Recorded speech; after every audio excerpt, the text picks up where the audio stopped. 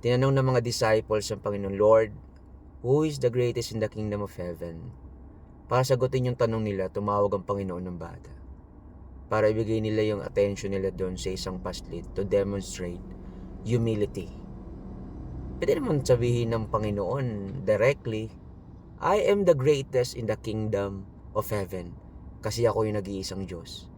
Pero di niya yung ginawa. Mas ginusto ng Panginoon, ibigay nila yung kanilang attention at pansin doon sa isang bata.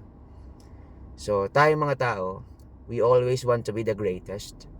Gusto natin ng attentions, gusto natin ng position and status. Pero mayroong isang Diyos na He wanted to demonstrate humility. Sabi nga ng isang pastor, Pastor R.L. Galang, sa kabila ng mga tao gusto nila maging Diyos, mayroong nag-iisang Diyos na gustong magkatawang tao at ibigay ang kanyang buhay para sa iyo. So God bless you mga kapatid. Happy Sunday sa inyong lahat. Bye-bye.